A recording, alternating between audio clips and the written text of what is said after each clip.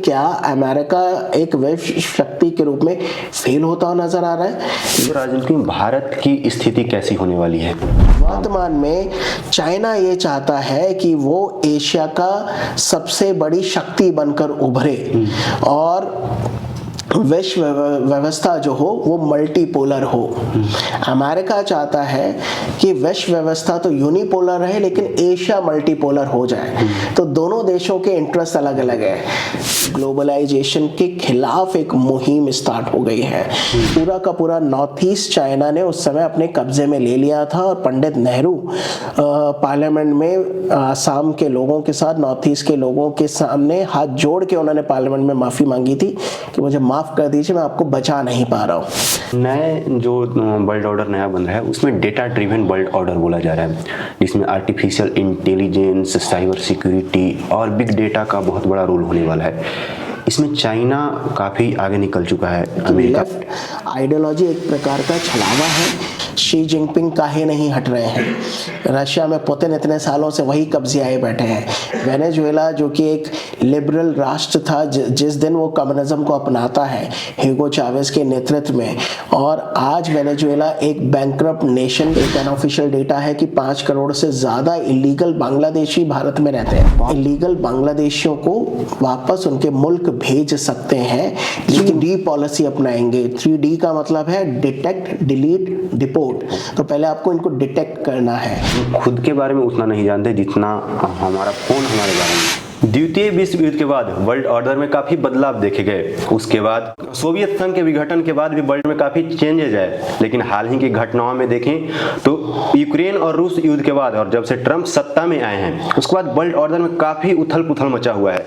Trump सभी देशों को अपने दोस्त हो या दुश्मन सभी को टैरिफ की धमकियां दे रहे हैं। इसके बाद भी यूरोप की जो उर्सुला वेन है अध्यक्ष, वो भारत के दौरे पर आई थी और यूरोप और भारत के व्यापार समझौते को लेकर भी काफी चर्चा हो रही। इन सब को देखते हुए क्या आगे होने वाला है वर्ल्ड ऑर्डर, नया वर्ल्ड ऑर्डर जो शेप ले रहा है वो कैसा होगा, भारत की वहां स्थिति क्या होगी, इन सभी चीजों पर हमारे साथ बातचीत करने के लिए है जवाहरलाल नेहरू यूनिवर्सिटी में associate professor doctor Amit Singh. स्वागत है सर आपका। नमस्कार सर। अभी जो वर्ल्ड ऑर्डर अभी पुरानी वाली चल रही थी उसमें काफी बदलाव आ रहे हैं। नया जो वर्ल्ड ऑर्डर शेप ले रहा है वो कैसा होगा? तो जो विश्व व्यवस्था है वो लगातार बदलती रहती है। द्वितीय विश्व युद्ध के दौरान हम लोगों ने नोटिस किया कि वर्ल्ड ऑर्डर में बदलाव आया और उस समय पूरा विश्व 2 भागों में बंटता हुआ नजर आया। एक धड़े का नेतृत्व अमेरिका ने किया, जैसे हम पूंजीवादी वर्ग बोलते हैं या फिर पूंजीवादी देश। दूसरे धड़े का नेतृत्व सोवियत संघ ने किया, जिसमें कम्युनिस्ट आइडियोलॉजी को अपने समीप पाने वाले मुल्क थे। उसी समय लगभग उसी समय भारत भी आज़ाद हुआ था और हम लोगों ने एक आज़ाद विदेश नीति को मद्देनजर रखते हुए गुटनिरपेक्षता की नीति को अपनाया। तो एक तीसरा धड़ा भी खड़ा हुआ जिसको आज हम लोग ग्लोबल साउथ की संज्ञा देते हैं। ये बात बिल्कुल सही है कि जब सोवियत संघ का विघटन हुआ तो 2 ध्रुवीय विश्व की जगह विश्व एक ध्रुवीय होता हुआ नजर आया और अमेरिका विश्व की सबसे बड़ी शक्ति के रूप में उभर कर सामने आया। लेकिन उसके पश्चात जिस प्रकार के घटनाक्रम लगातार अंतर्राष्ट्रीय राजनीति में चले हैं उससे यही लगता है कि विश्व जो है बहुत ही जल्दी बहुध्रुवीय विश्व की तरफ बढ़ रहा है। क्योंकि उसके पश्चात भारत ने अपना परमाणु बम बना लिया, पाकिस्तान ने भी बनाया और कई और मुल्क भी आर्थिक शक्ति के रूप में उभर कर सामने आए। तो इस बदलते वैश्विक राजनीति में आर्थिक शक्ति होना भी बहुत बड़ी बात है। जैसा आज के समय में ब्राज़ील, जर्मनी बहुत बड़ी आर्थिक शक्ति हैं, भले ही वो न्यूक्लियर पावर ना हो, लेकिन उनके पास एक कैपेबिलिटी है जिससे वो विश्व व्यवस्था को बदल सकते हैं। लेकिन पिछले कुछ सालों में हमने देखा कोविड की जब महामारी पूरे विश्व में फैली तब कई ऐसे स्कॉलर थे विदेश नीति के, उनका ये मानना था कि जो विश्व ऑर्डर है वो जल्दी ही नया शेप लेने वाला है और वो हो सकता है कि चाइना की तरफ टिल्ट कर जाए।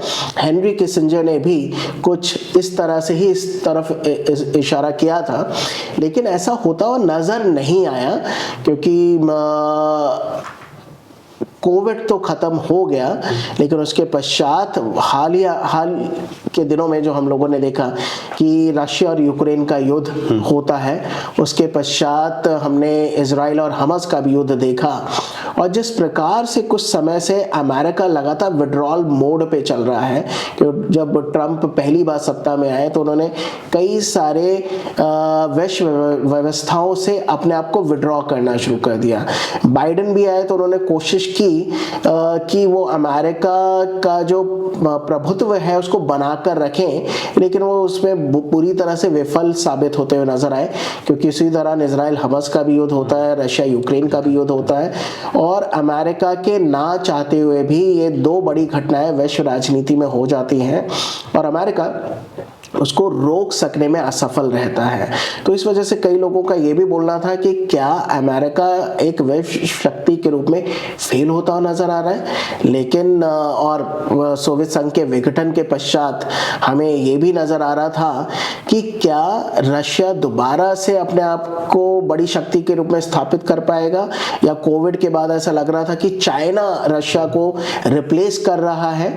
लेकिन जिस प्रकार से यूक्रेन ने नेटो के खिलाफ पूरा का पूरा युद्ध लड़ा, यानी नेटो मैं इसलिए बोल रहा हूं क्योंकि यूक्रेन को नेटो का पूरा समर्थन था। सारी लड़ाई उसी विषय पर है कि यूक्रेन नेटो का सदस्य बनना चाहता है और रशिया उसको शुरू से मना करता आया है, जबकि नेटो के जो सदस्य देश हैं अमेरिका के नेतृत्व में, वो उन्होंने पिछले कई सालों से यूक्रेन को एक तरह से लॉलीपॉप दिया हुआ था कि आप आइए, हम आपको नेटो का सदस्य बनाएंगे, लेकिन अभी तक सदस्य भी नहीं बनाया है और पूरे मुल्क का, यूक्रेन का सत्यानाश हो गया है। उसके पश्चात भी सिर्फ नेटो के मुल्क उसको सिर्फ आर्थिक और डिफेंस रिलेटेड ही मदद करते हैं। अभी तक नेटो की सदस्यता नहीं मिली है और अब ट्रंप आ गए हैं। ट्रंप ने बोल दिया है कि आप भूल जाइए नेटो की सदस्यता, बल्कि आपको जो भी हम आर्थिक मदद, सामरिक मदद या फिर हम सुरक्षा दृष्टि से आपको जो डिफेंस रिलेटेड इक्विपमेंट भी दे रहे थे, अब वो आपको नहीं देंगे।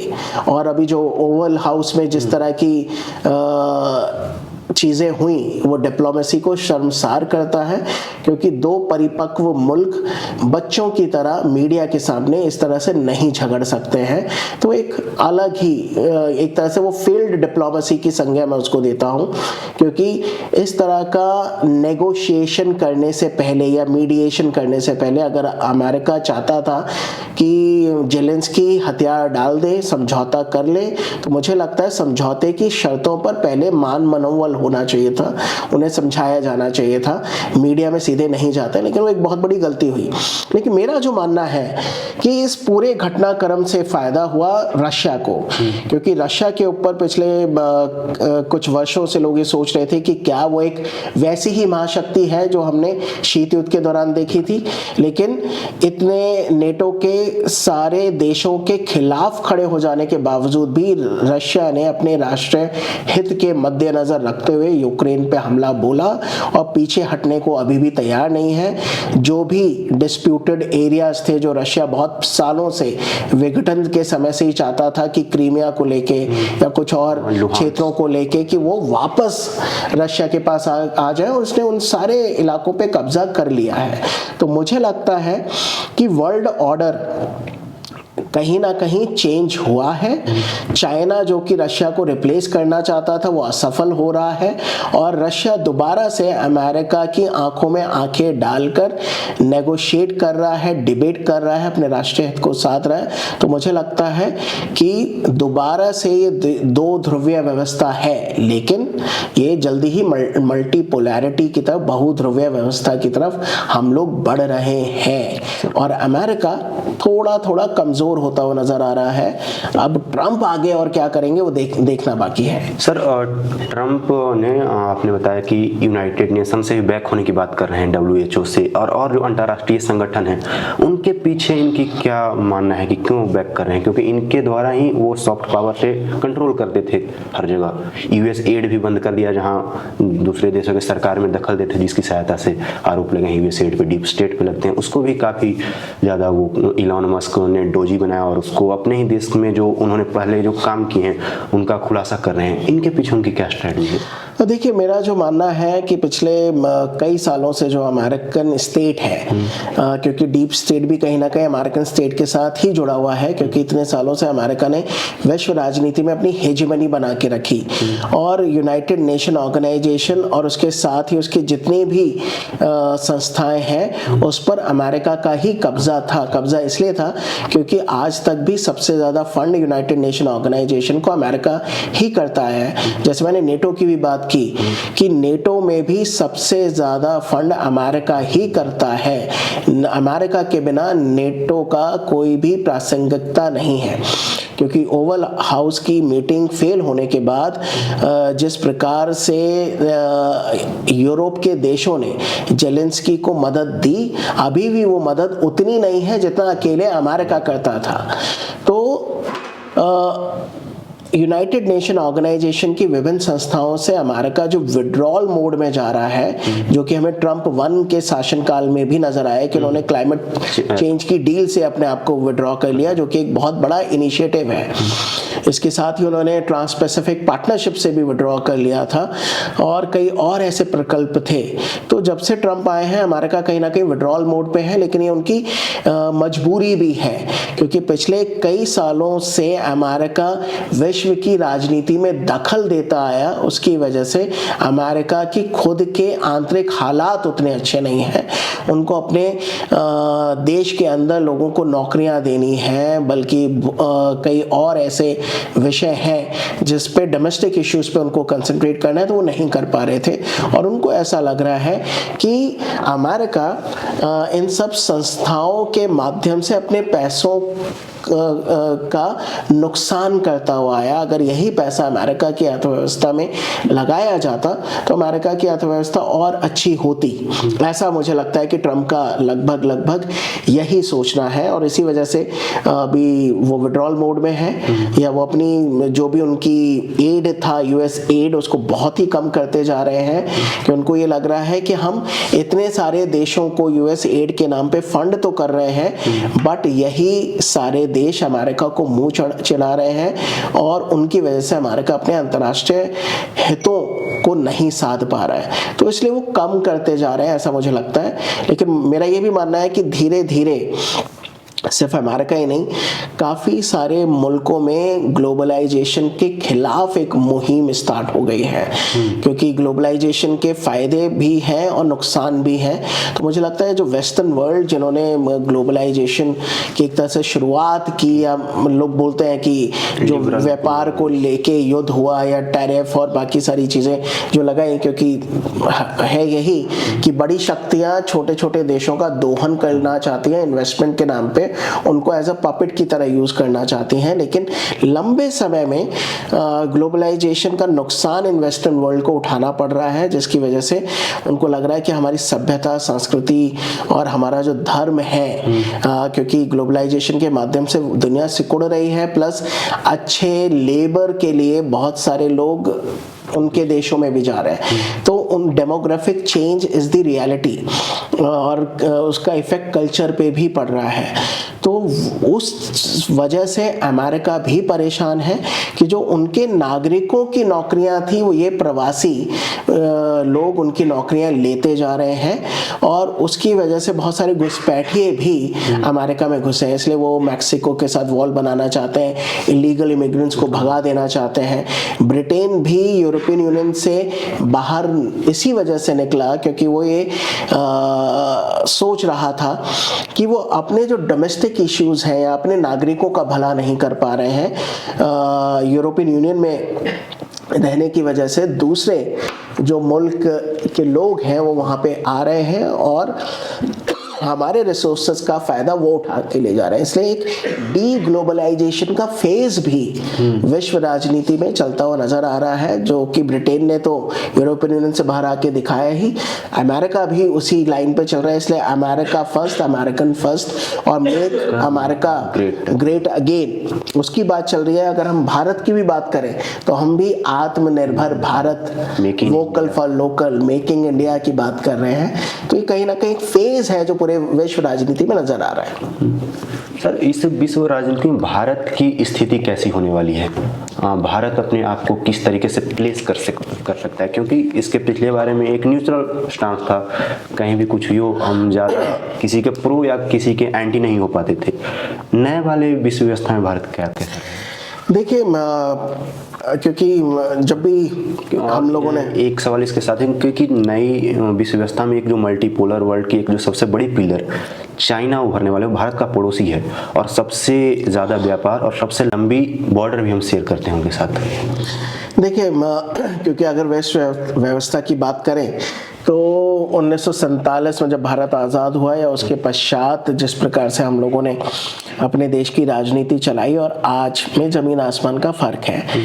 एक ज़माना था जब अंतर्राष्ट्रीय मंचों पर कई सारे विदेश नीति के जानकार लोग भारत को पिछलग्गू राष्ट्र बोला करते थे और वो यही कहते थे कि भारत कई अंतर्राष्ट्रीय मुद्दों पर खुलकर अपनी राय नहीं रख पाता है, बल्कि जब बड़े मुल्क अपनी राय रखते हैं तो उसके पक्ष या विपक्ष में खड़ा होता है। लेकिन पिछले 10 सालों में मुझे ऐसा लगता है कि ये जो आइडेंटिटी थी भारत की उसको भी हमने तोड़ा है, क्योंकि पिछले 10 सालों में नरेंद्र मोदी जी की सरकार अब आई है और उन्होंने जिस प्रकार को लेके विदेश नीति के हर फ्रंट पर इंडिया फ्रंट फुट पे खेला है वैसा कहीं नज़र नहीं आता। क्योंकि पिछले 25 सालों से मैं भी अंतर्राष्ट्रीय राजनीति का छात्र रहा हूँ, तो मैंने देखा है कि सब लोग बोलते तो थे कि emerging India in the 21st century, लेकिन वो एमर्जेंस नहीं नज़र आया था जो मुझे आजकल नज़र आता है। क्योंकि अब भारत जो है विश्व शक्तियों के सामने अपनी बात खुलकर रखता है और उसके पक्ष या विपक्ष में अब पूरी दुनिया खड़ी होती नज़र आती है। जो पीछे हमने G20 का भी आयोजन किया, तो ये आयोजन पहली बार ऐसा हुआ जिसमें सबके कंसेंसस के साथ जॉइंट स्टेटमेंट भी आया, इससे पहले कभी नहीं आया था। भारत के ही कहने पर अफ्रीकन यूनियन को भी यूरोपियन G20 का एक और सदस्य बनाया गया।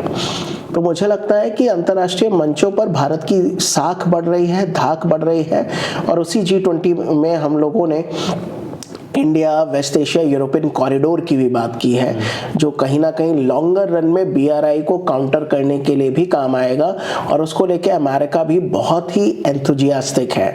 तो भारत अब एक नया भारत है, भारत बदल गया है और इसी वजह से जयशंकर भी कई बार विदेशी मंचों पर, मुख्यतः वेस्टर्न देशों के मंचों पर जब भी भारत की बात आती है तो वो आंखों में आंखें डालकर जवाब देते हुए नजर आते हैं कि यूरोप की प्रॉब्लम है, पूरी दुनिया की प्रॉब्लम नहीं है।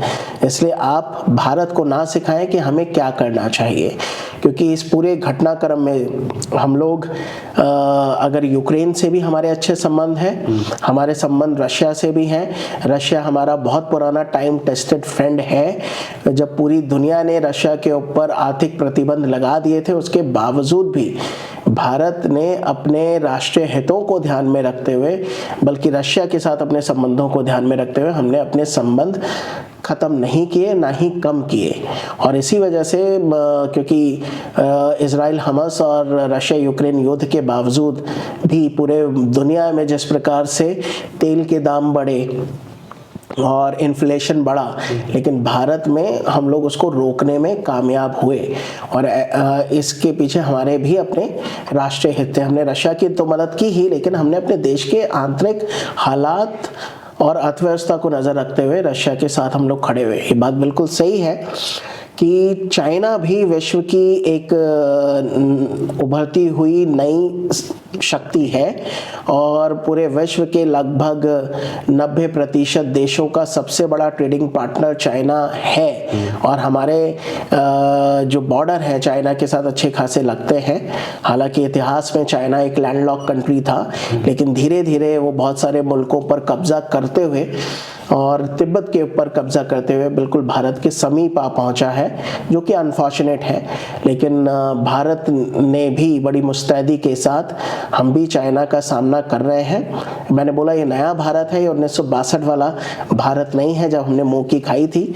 हम लोगों ने चाइना के ऊपर आंख बंद करके विश्वास किया और हमें लगा कि चाइना हमारा भाई है, लेकिन वो भाई कम और कसाई ज़्यादा निकला और इस वजह से उस समय हमें काफ़ी नुकसान हुआ। अक्साई चीन अभी भी चाइना के कब्जे में है। वो तो 1962 का क्यूबा मिसाइल क्राइसिस सही समय पे ख़त्म हुआ और अमेरिका का पैसिफिक कमांड जब बे ऑफ बंगाल की तरफ मुड़ा तब चाइना ने अपने कदम पीछे हटा लिए, नहीं तो पूरा का पूरा नॉर्थ ईस्ट चाइना ने उस समय अपने कब्जे में ले लिया था। और पंडित नेहरू पार्लियामेंट में आसाम के लोगों के साथ नॉर्थ ईस्ट के लोगों के सामने हाथ जोड़ के उन्होंने पार्लियामेंट में माफ़ी मांगी थी कि मुझे माफ़ कर दीजिए, मैं आपको बचा नहीं पा रहा हूँ। लेकिन पैसिफिक कमांड सही समय पर बे ऑफ बंगाल में आया, उससे चाइना ने अपने कदम पीछे हटा लिए। लेकिन आज भी चाइना कहीं ना कहीं अरुणाचल प्रदेश को साउथ तिब्बत बोलता आया है और गाहे बगाहे अरुणाचल प्रदेश से आगे निकलकर वो नॉर्थ ईस्ट को अपने जैसा बताने की कोशिश करता है। अभी जिस प्रकार से वो मेगा डैम प्रोजेक्ट बना रहा है वो भी भारत के लिए चिंता का विषय है।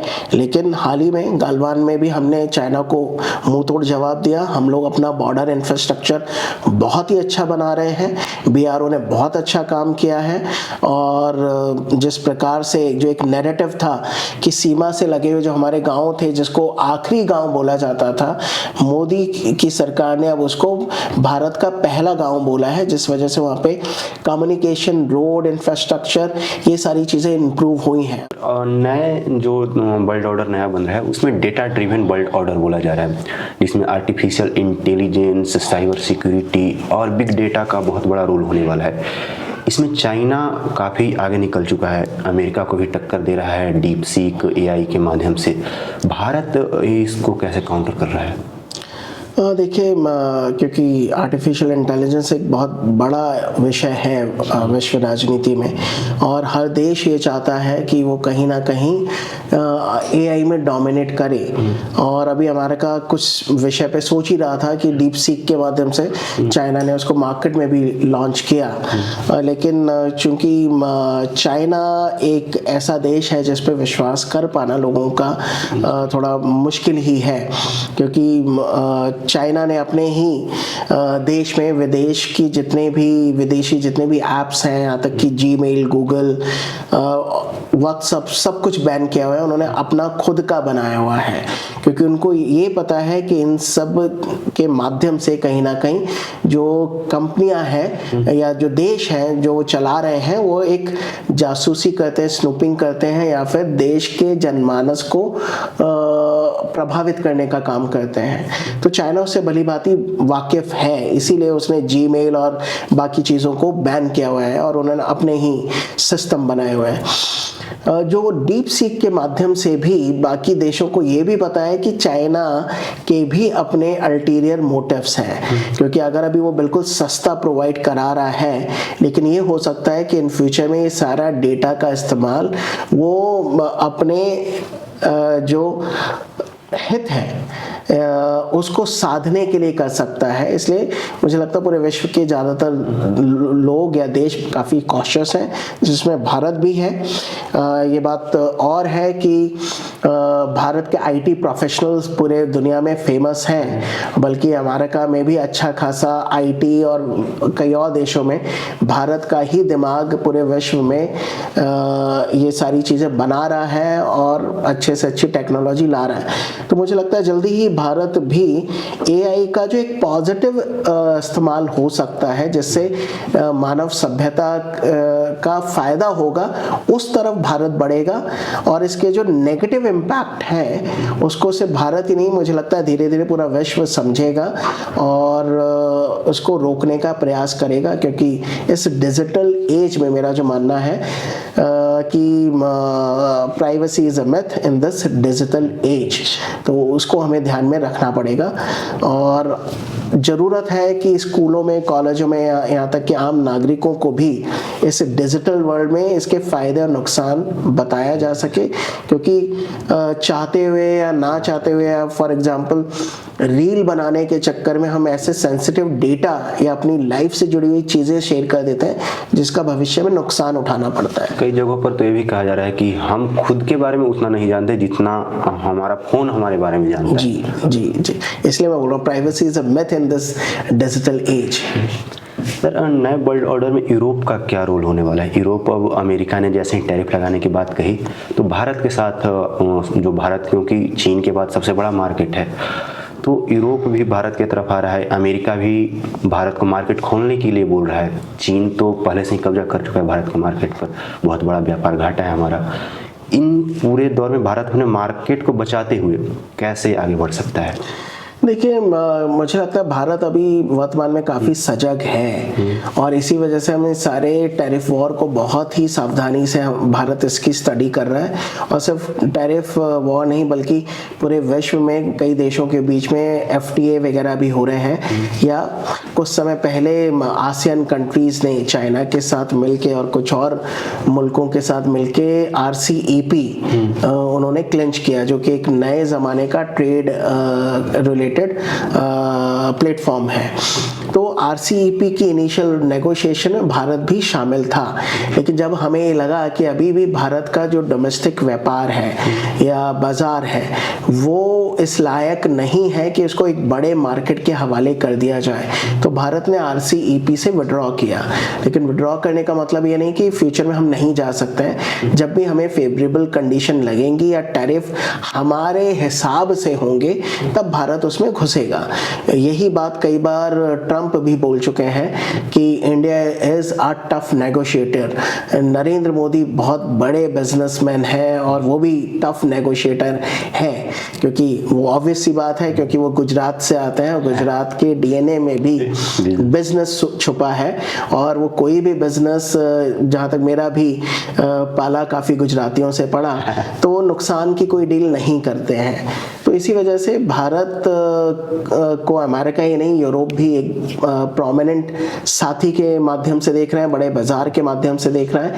लेकिन भारत भी सजग है कि व्यापारिक घाटा जो हो रहा है वो हो रहा है, लेकिन कहीं ऐसा ना हो कि कुछ और घाटा या कुछ और बड़े दलदल में हम फंस जाएं। तो इसलिए भारत अपने व्यापारिक और आर्थिक हितों को ध्यान में रखते हुए अमेरिका के साथ भी हम टैरिफ पे बात कर रहे हैं। हम उनको कुछ कंसेशन अगर दे रहे हैं तो उनसे भी ले रहे हैं। और इसी वजह से अभी यूरोपियन यूनियन की हेड के पिछले कुछ सालों से बात चल रही है कि भारत के साथ FTA होना चाहिए। कुछ इंडिविजुअल कंट्रीज के साथ है हमारे, लेकिन यूरोप एज अ होल के साथ एक अच्छी क्रेडिबल बातचीत अभी हाल के विजिट में हुई है। और मुझे लगता है जल्दी ही एक फेवरेबल यानी win win situation for Europe और इंडिया निकल कर आएगी, जिससे फायदा भारत के बाजार को भी होगा और एक पॉजिटिव कंपटीशन देखने को मिलेगा। सर, यूरोप में राइट विंग का काफ़ी ज़्यादा उदय हो रहा है और राइट विंग जो वहाँ की पार्टियां हैं वो एंटी इमिग्रेशन, जो भारत से एशिया से जा रहे हैं इमिग्रेंट्स, उनके विरुद्ध में खड़ा कर रही है। तो ये भारत को कैसे प्रभावित कर रहा है और वहाँ उनका मानना है कि हमारे कल्चर को ये लोग ख़त्म कर रहे हैं। तो इन चीज़ों को भारत को क्या प्रभाव पड़ रहा है? देखिए, इसमें जो मेरा मानना है सीधे तौर पे, क्योंकि जो राइट विंग फोर्सेस की जो बात की जा रही है कि काफ़ी सारे राइट विंगर्स अब धीरे धीरे विश्व राजनीति में अपने कदम बढ़ा रहे हैं। धीरे धीरे यूरोप और अमेरिका जैसे मुल्कों में वही लोग सत्ता में काबिज होते जा रहे हैं। तो उसका कारण ये है कि पिछले बहुत सालों से जो लेफ्ट आइडियोलॉजी ने या लेफ्ट ग्रुप्स ने, पार्टीज ने जो एक मिथ फैला के रखा था कि लेफ्ट आइडियोलॉजी के माध्यम से ही विश्व व्यवस्था लिबरल होगी या उसके फायदे हम लोगों को मिलेंगे। तो अब धीरे धीरे कहीं ना कहीं जो समाज है वो खुद ही ये देख रहा है कि लेफ्ट आइडियोलॉजी एक प्रकार का छलावा है, इससे किसी भी प्रकार से फायदा नहीं हुआ। क्योंकि आप अगर चाइना की बात करें तो वन पार्टी नेशन है और वो भी कम्युनिस्ट आइडियोलॉजी लेफ्ट विंगर्स को मानते हैं, रशिया भी वही है। लेकिन क्या उन्होंने अपने देश में इक्वल डिस्ट्रीब्यूशन ऑफ वेल्थ किया, जो कि एक बेसिक आइडियोलॉजी है लेफ्ट की। लेकिन जितने भी कम्युनिस्ट राष्ट्र रहे या जो कम्युनिस्ट विचारधारा को मानते थे, आज भी वहाँ गरीब गरीब है और अमीर अमीर ही है। तो लोगों के मन से ये जो एक पट्टी बांध दी थी या उनको अंधा कर दिया था लेफ्ट की विचारधारा से, उनका भ्रम टूटा है। अब उनको ये लग रहा है कि नहीं, हमें अपने देश के लिए, अपने समाज के लिए, उनकी तरक्की के लिए आगे बढ़ना चाहिए। और इसी वजह से मुझे लगता है कि धीरे धीरे जो यानी अंतर्राष्ट्रीय राजनीति जिनको राइट विंगर बोला जाता है, वो धीरे धीरे सत्ता में वापस आ रहे हैं। लेकिन उनकी वजह से ऐसा नहीं है कि विश्व व्यवस्था खराब होती जा रही है या लिबरलिज्म नहीं है। ये तो एक खांचा बनाया था लेफ्ट ने कि हम लिबरल हैं और ये कंजर्वेटिव्स हैं, जबकि ऐसा नहीं है, और कि ये अथॉरिटेरियन है। जबकि लेफ्ट के कोई भी मुल्क आप निकाल के देख लीजिए, वहाँ पे सिंगल पार्टी रूल ही रहा या अथॉरिटेरियनिज्म है। शी जिनपिंग काहे नहीं हट रहे हैं, रशिया में पुतिन इतने सालों से वही कब्जे आए बैठे हैं। वेनेजुएला जो कि एक लिबरल राष्ट्र था, जिस दिन वो कम्युनिज्म को अपनाता है ह्यूगो चावेज के नेतृत्व में, और आज वेनेजुएला एक बैंकरप्ट नेशन की तरह खड़ा हुआ है और ह्यूगो चावेज ने उस पूरे देश को बर्बाद कर डाला। क्यूबा, चिली, इन सब का हाल बेहाल है। तो मुझे लगता है कि आम नागरिकों ने इन सारे एग्जाम्पल्स को देखते हुए कि नहीं, जहाँ जहाँ लेफ्ट का डोमिनेंस रहा, धीरे धीरे समाज का बिखराव हुआ है, इसलिए वो अब दूसरी आइडियोलॉजी की तरफ बढ़े हैं, क्योंकि वो चाहते हैं कि उनके समाज को एकजुट रख पाए। जहाँ तक इमिग्रेंट्स की बात है, तो अमेरिका भी या कोई भी देश हो, यहाँ तक कि भारत भी हो, तो हम इलीगल इमिग्रेंट्स के खिलाफ हर कोई मुल्क रहता है। भारत में भी एक अनऑफिशियल डेटा है कि 5 करोड़ से ज़्यादा इलीगल बांग्लादेशी भारत में रहते हैं। 5 करोड़ जी।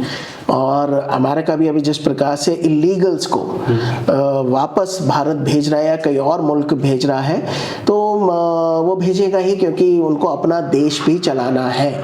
ऐसे ही भारत में 5 करोड़ से ज़्यादा इलीगल बांग्लादेशी रहते हैं। अभी महाराष्ट्र के चुनाव में बहुत बड़ा मुद्दा था।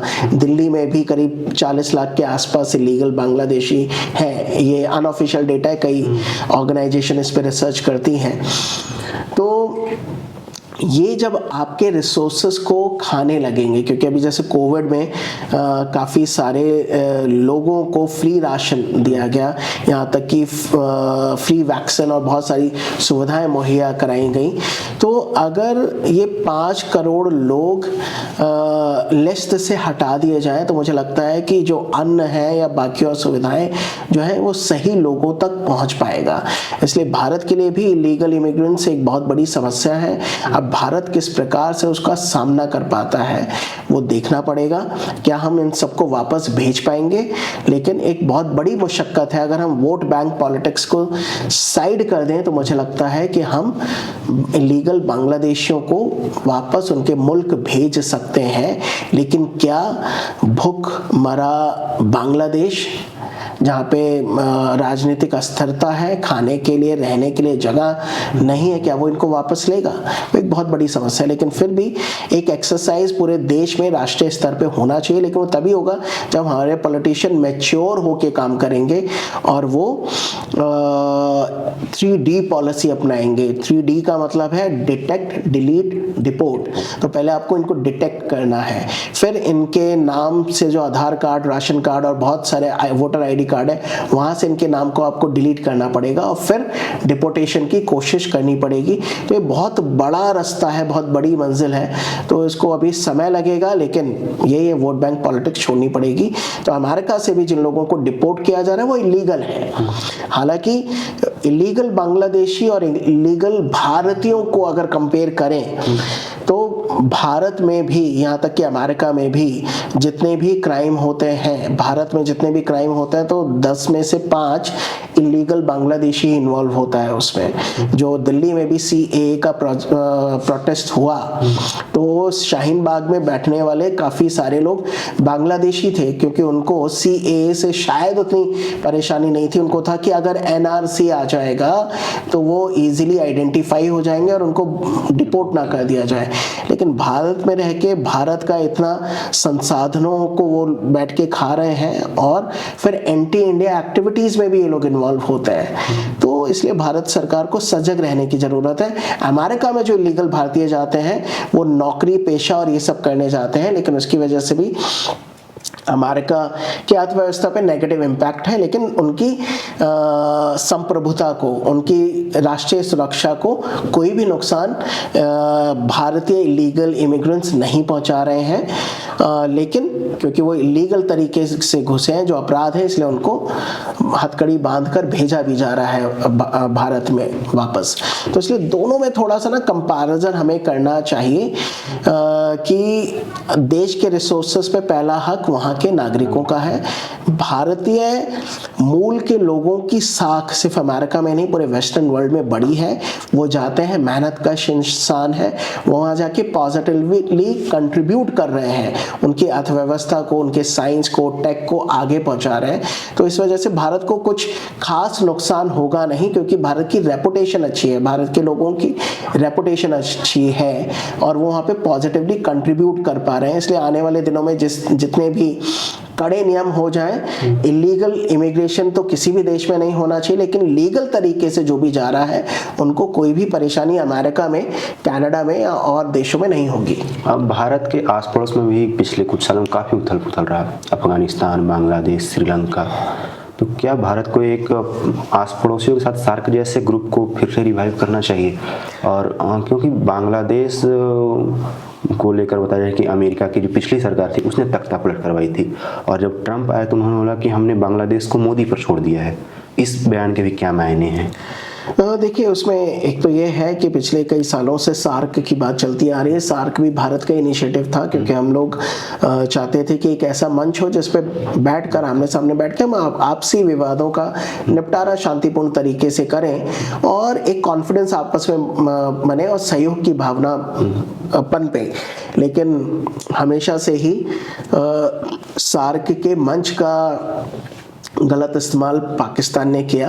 वो यानी वो हर बैठक में कश्मीर का मुद्दा लेकर आते थे और उसकी वजह से बातचीत नहीं चल पाती थी। और जिस प्रकार से पाकिस्तान ने आतंकवाद को प्रायोजित करना शुरू किया, तो धीरे धीरे भारत ने इस चीज़ के मद्देनज़र इसको रखते हुए हम लोगों ने सार्क की बैठकों में कम शिरकत करनी शुरू की। सार्क अभी भी है, लेकिन हम वर्तमान में हमारा ये मानना है कि आतंकवाद को किसी भी स्तर पे नॉर्मलाइज करके नहीं देखा जाएगा कि एक तरफ आतंकवाद भी चलता रहे और सहयोग भी चलता रहे। तो भारत ने अभी कड़ा रुख लिया हुआ है कि पाकिस्तान आतंकवादियों को पालना बंद करे, देन फिर हम सार्क की बात करेंगे। लेकिन दक्षिण एशिया को मद्देनजर रखते हुए सिर्फ सार्क ही एक मंच नहीं है, क्योंकि सार्क कुछ खास अचीव नहीं कर पा रहा था। उसका जिम्मेदार पाकिस्तान और पाकिस्तान प्रायोजित आतंकवाद और उनका अपना राजनीतिक एजेंडा है।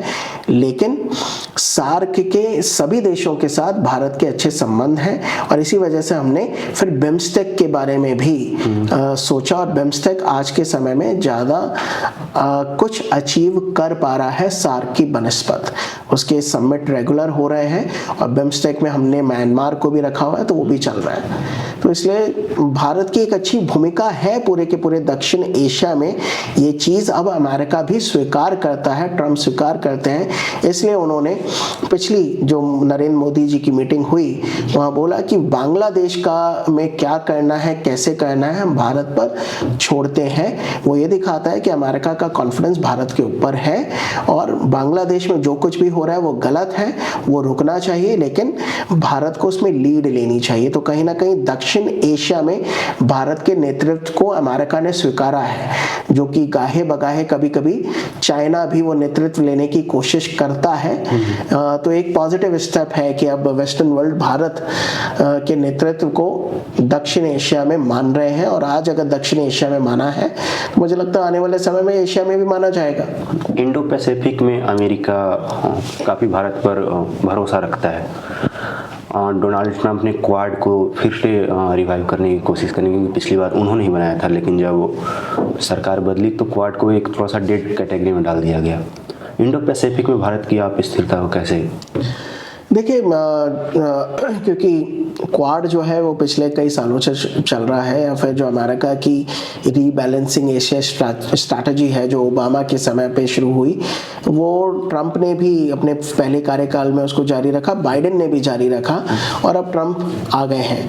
तो क्वाड का जो पूरा मुद्दा है वो कभी भी ठंडे बस्ते में अमेरिका ने डाला नहीं, क्योंकि ट्रंप के समय में जो ट्रेड वॉर शुरू हुआ वो लगभग बाइडेन के टेन्योर में भी कंटिन्यू रहा, वो कम नहीं हुआ, और अभी ट्रंप दोबारा से आ गए हैं। तो अब क्वाड और नई ऊंचाइयां छुए उसको लेके अमेरिका की कोशिश है, लेकिन हमेशा से ही अमेरिका चाहता है कि उनके क्वाड में, या जो एशिया पैसिफिक, जो कि अब हम इंडो पैसिफिक बोलते हैं, कि इंडो पैसिफिक की स्ट्रैटेजी में भारत एक अग्रणी भूमिका निभाए, वो हमेशा से ही अमेरिका चाहता है। ओबामा के टेन्योर में भी ओबामा ने बोला कि India is a lynch pin of their rebalancing Asia strategy. तो अमेरिका भी चाहता है कि चाइना को काउंटर किया जाए। तो चाइना को काउंटर कैसे किया जा सकता है? बिना भारत की मदद लिए अमेरिका के लिए भी चाइना को काउंटर कर पाना नामुमकिन है। इसलिए वो बोल रहा है कि भारत लिंच पिन है, यानी एक अहम कड़ी है जिसको साथ लिए बिना हम उसको नहीं काउंटर कर पाएंगे, क्योंकि वर्तमान में चाइना ये चाहता है कि वो एशिया का सबसे बड़ी शक्ति बनकर उभरे और विश्व व्यवस्था जो हो वो मल्टीपोलर हो। अमेरिका चाहता है कि विश्व व्यवस्था तो यूनिपोलर रहे, लेकिन एशिया मल्टीपोलर हो जाए। तो दोनों देशों के इंटरेस्ट अलग अलग है।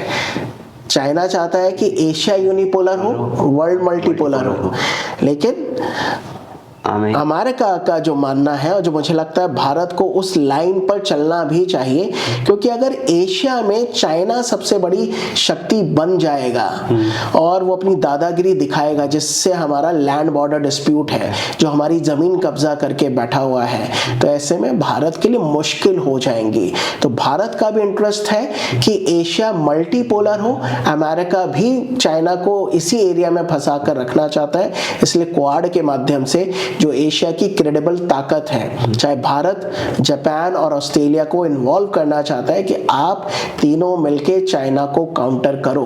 तो इसलिए अगर एशिया यूनिपोलर नहीं होगा तो उससे भारत को ही फायदा है, इसलिए क्योंकि हमारे सीधे बॉर्डर लगते हैं।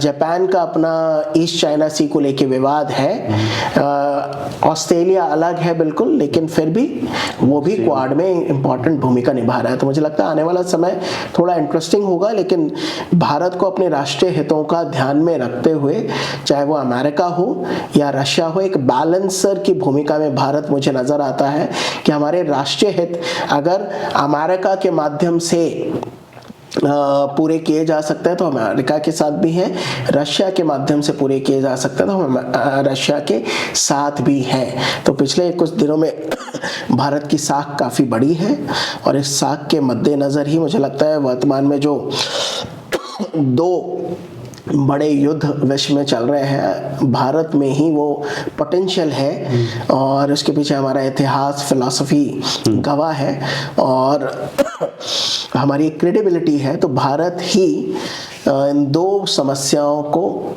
ख़त्म कर सकता है, या एक लॉजिकल एंड तक, यानी समझौते तक ले जा सकता है।